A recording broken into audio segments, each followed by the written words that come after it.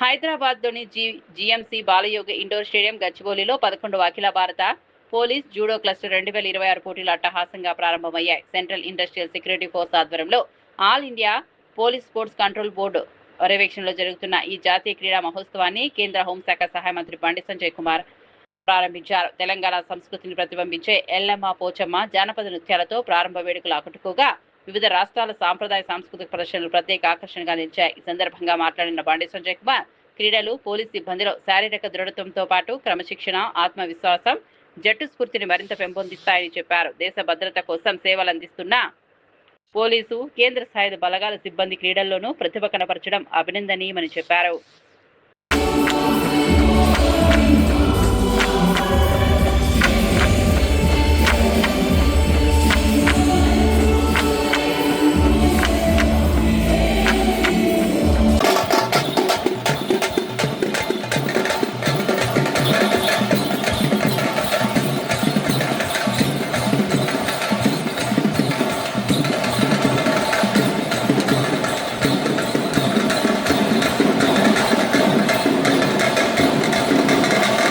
Distinction is the contingent of Assam Rifles, the nation's oldest paramilitary force and the proud sentinels of the Northeast.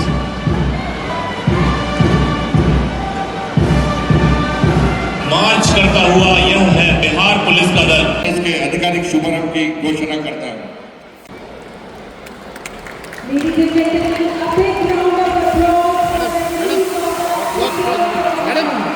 Madam थोड़ा close आइए ना, close हो गए।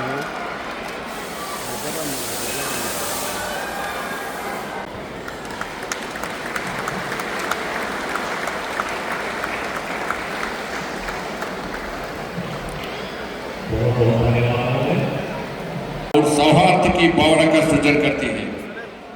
इससे राष्ट्रीय एकता और अखंडता को भी बल मिलता है।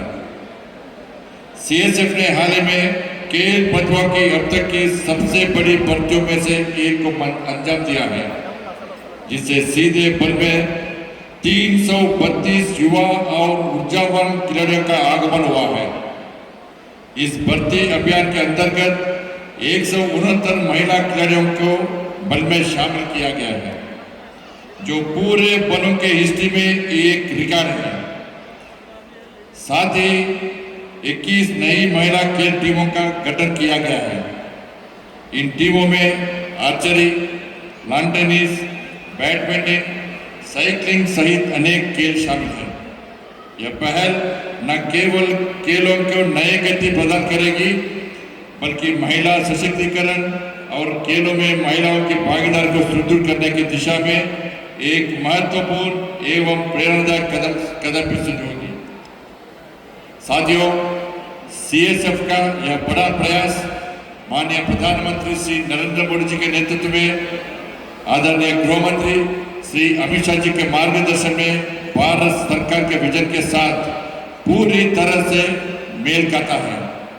हमारी सरकार खेलों को केवल मनोरंजन के रूप में नहीं, बल्कि राष्ट्रीय विकास और राष्ट्रीय निर्माण के एक मुख्य स्तंभ के रूप में देखती है।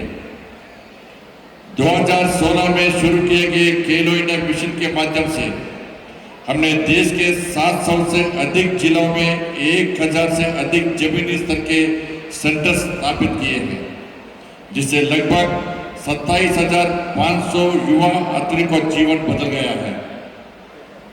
इसे और आगे बढ़ाते हुए केंद्रीय बजट को 2026 और 27 में व्यापक खेलो इंडिया मिशन को नई ऊंचाइयों पर ले जाया गया है।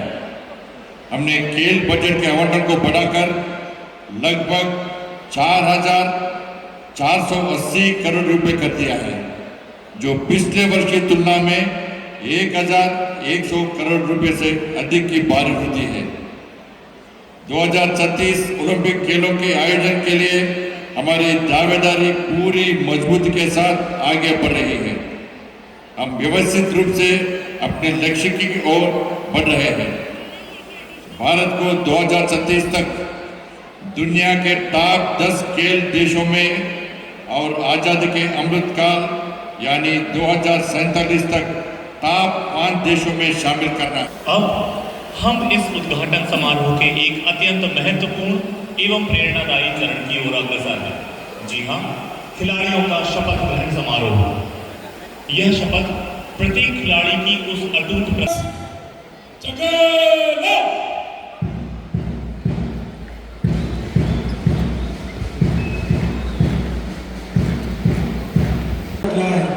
मैं आपको बताना चाहूँगा कि हमने हाल ही में अपने खिलाड़ियों के लिए कई महत्वपूर्ण कदम उठाए हैं। हमने खिलाड़ियों के लिए खेल कल्याण योजनाओं की काफ़ी बढ़ाया है। अब खिलाड़ियों को बेहतर ट्रेनिंग, आधुनिक उपकरणों और सही डाइट के लिए बल की ओर से अतिरिक्त फंड प्रदान किया जा रहा है।